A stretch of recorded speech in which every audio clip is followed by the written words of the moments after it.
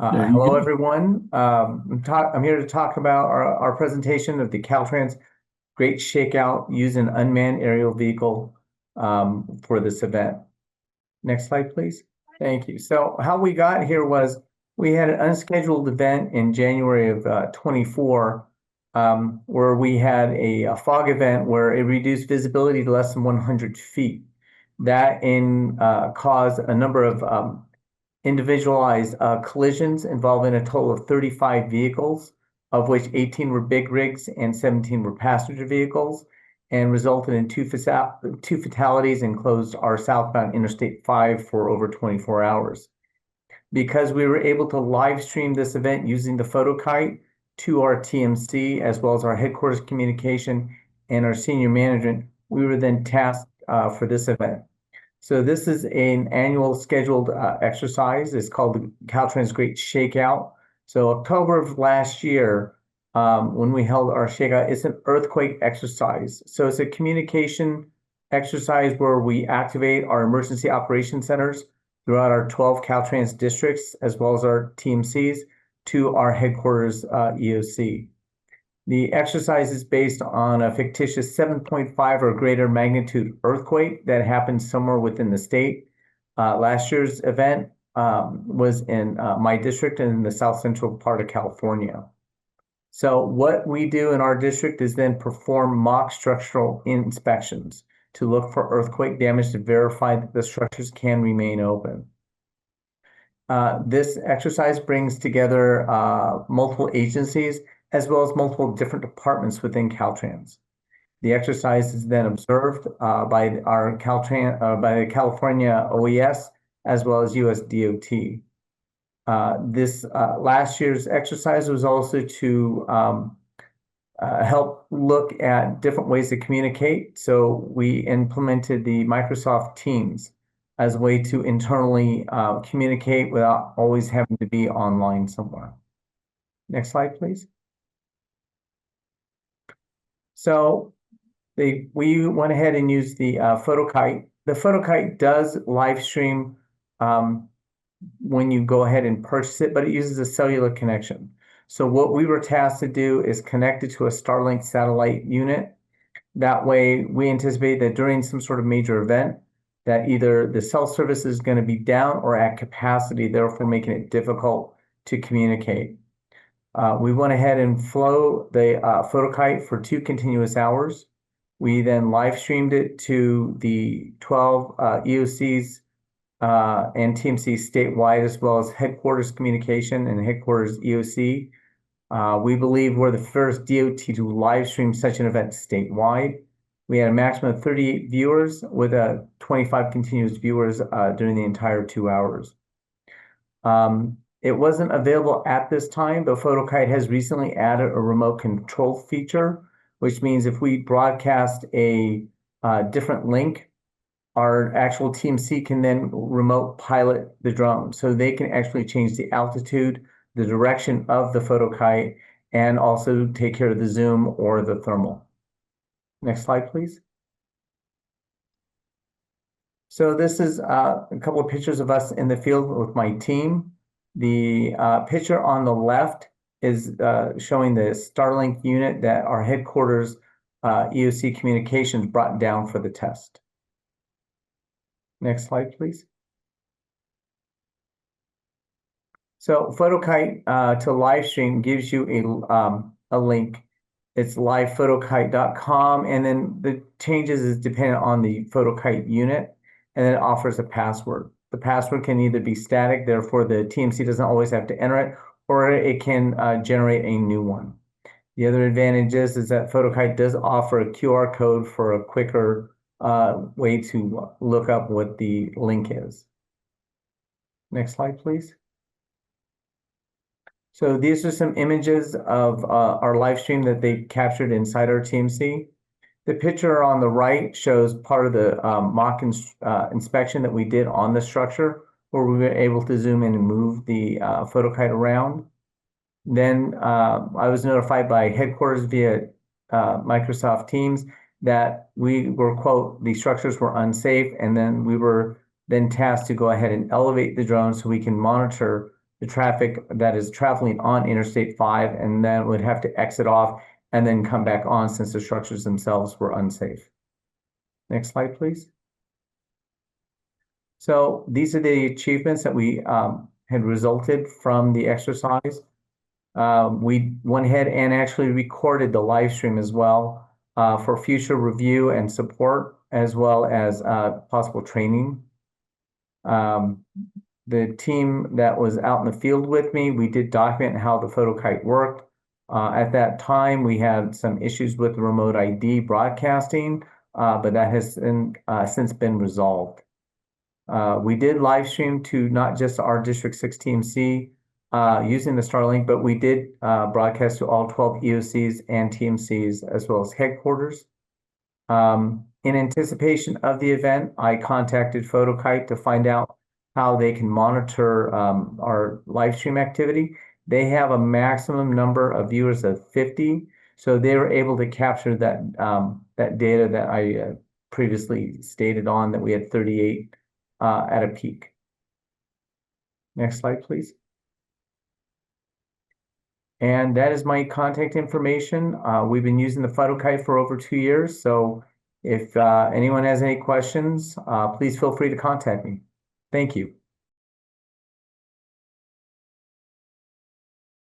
Thank you. What I'm going to do now is for Jonathan, I have a couple canned questions here for you, Jonathan, and then I'll give one to the sergeant, to the master sergeant. First, for you, Jonathan, what is your timeline for deployment of the smart lighting for the 28 incident management vehicles and the 188 SSP fleet vehicles?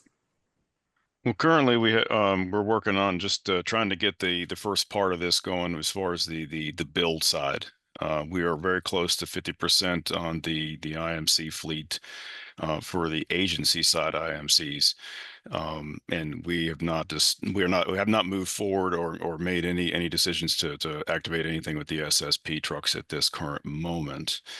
And I just want to put it out there that, you know, the VDOT and the TIM contractors, they lack the codified responder designation when it comes to sovereign immunities, and it cannot legally be, you know, delegated or assigned. So basically, well, it's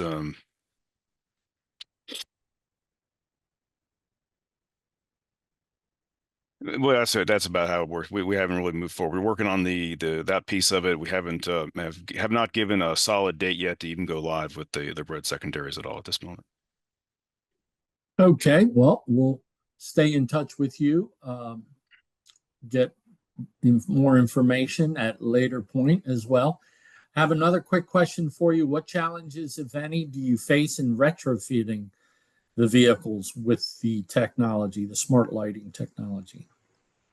It's a very based on the IMC fleet's a very diverse fleet. There's a whole bunch of different models of vehicles, and it's made it a real challenge to work through a vehicle that has already been upfitted before, having to chase down wiring and try to make sure everything works. And it's a lot easier to start out with a clean, brand new vehicle with nothing in it that's just completely upfitted from start to finish.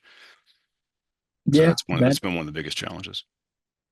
Yes, sir. Thank you. And it makes perfect sense. Question for you, Thomas. You have been sharing the principles of smart lighting and its value through print, conferences, and one-on-one. What advice might you offer to an agency that's trying to bring smart lighting to its fleet? It's a good question. I think the biggest impact that I've been able to see is bringing in a vehicle to showcase it, right? So, like, we can all talk about it, but we had that presentation we did up last year, right, up in Chicago area, and we were able to get some administrators and end users there and showcase different vehicle setups.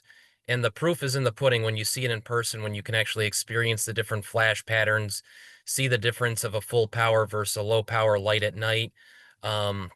See especially workers, right? If we simulated workers next to flashing lights, and you could say, hey, this actually makes sense to spend extra money on our new vehicles or retrofit existing vehicles to actually experience that in person. So if an agency is looking to do that, if you have an agency in the town next to you that's got a smart a vehicle with an advanced lighting system, having them come demo it to whoever's going to be paying the bills and making the decisions there to go with it. That's the first start, because once you see it, the light, if you will, clicks, and people see that it's worth the investment. And then from there, if you need the extra help with research studies to show why this is actually there, there's actually been science done on it that supports the smart lighting acronym. That just so happened to be that we knew that BOLA was out there doing that type of stuff that supports it. Because sometimes agencies like to see, well, where's the science behind it, or is this true? And this car looks neat. Well, there's actually studies that show that. So that's a great place to start to move forward in the smart lighting realm. Absolutely. You nailed it. I mean, the buy-in from the decision makers to see it, feel it, touch it, and so on.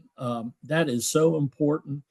And it may sound like a no-brainer, but you need to, as I said earlier, as an influencer and leaders that I believe everyone on this webinar are or is, we need to share this data, share this information, and of course, you have all of us, Master Sergeant Brengel and Jonathan in my office, and Dr. Bullock. Now you have the resources to try to make a difference with lighting in your state, your jurisdiction, your agency, etc. So thank you again to Jonathan Meeks with VDOT and Master Sergeant Thomas Brengel with Illinois State Police.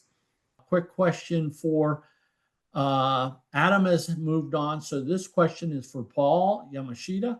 Can you share how Caltrans uses these drones more routinely for TIM? So we don't have a set and operating procedure to deploy the drones. We have 3 now within the state.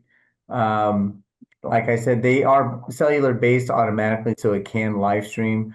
But we had a number of lithium ion fires that we were told that this would have been very helpful, because in the areas that the fires were at, we do not have any kind of CCTV camera or communication. So now that we know that they work with Starlink, I'm hoping to get a mobile Starlink unit to test it out in remote areas where there is no cellular coverage.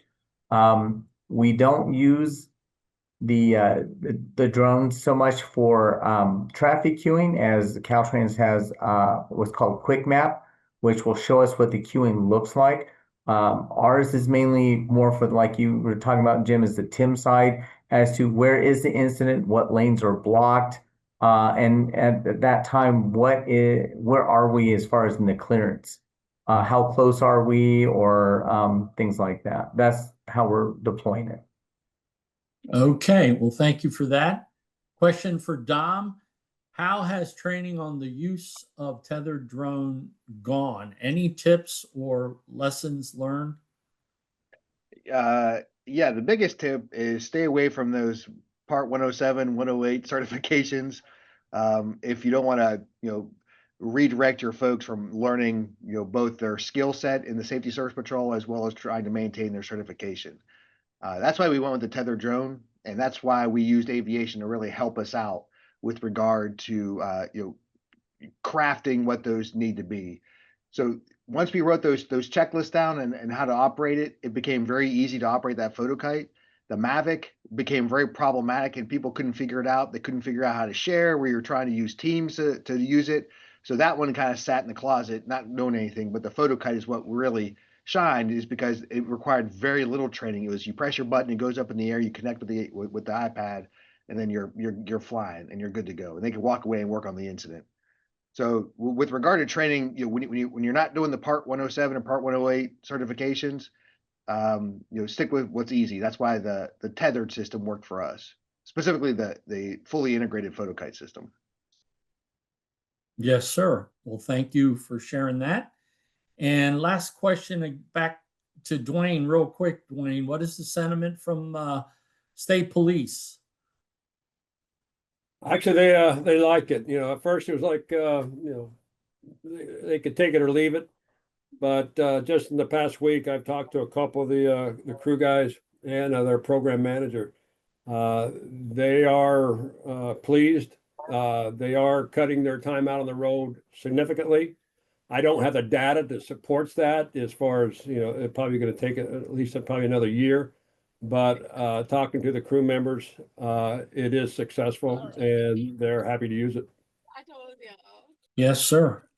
Yes, sir. And the point about the data, however you say it, it's important for this technology and all the technologies under the Everyday Count 7 program that we engaged in, whether it be debris removal systems or advanced warning, UAS, emergency vehicle preemption, the smart emergency vehicle lighting, etc. Please continue to collect and capture the data, because we will revisit these later on in the coming years. So next slide. I'd like to Kyla, next slide. Okay. These 10 resources are available to you all. I won't read them all to you. Just take advantage of them.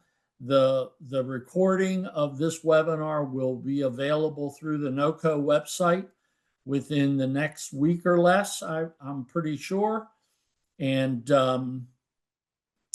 I'd like to thank our presenters, all 6 of our presenters, Captain, I just promoted you, Thomas. Master Sergeant Thomas Brengel from ISP, Jonathan Meeks from VDOT, of course, Dom Ciaramitaro,